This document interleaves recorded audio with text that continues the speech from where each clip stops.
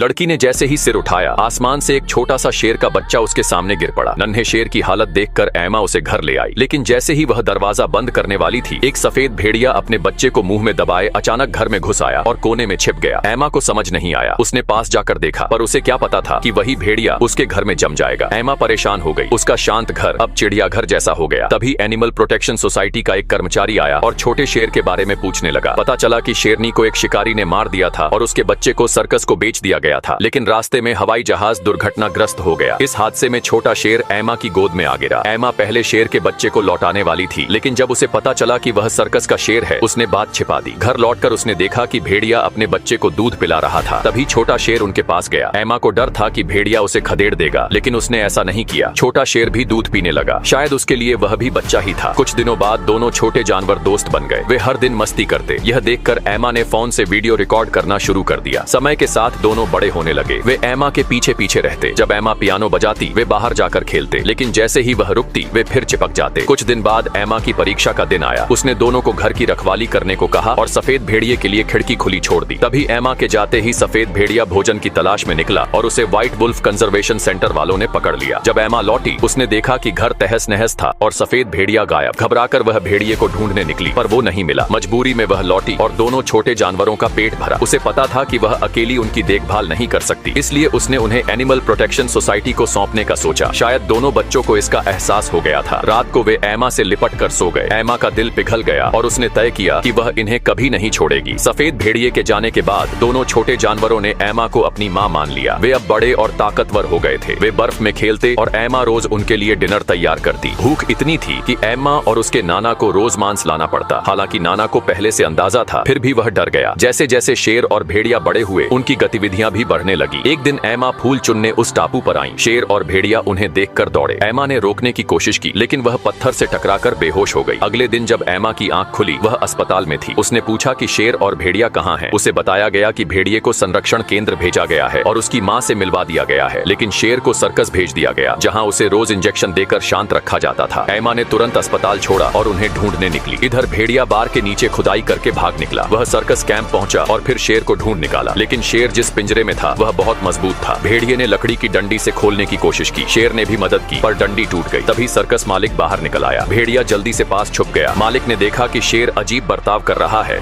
तो वो पिंजरा खोलकर अंदर गया। तभी भेड़िए ने हमला किया और मालिक को गिरा दिया और भाग गया। शेर भी उसके पीछे पीछे भाग निकला। दोनों सच्चे दोस्त अब फिर से मिल गए थे। इधर एमा भी उन्हें लगातार ढूंढ रही थी। आखिरकार एमा ने उन्हें ढूंढ ही लिया।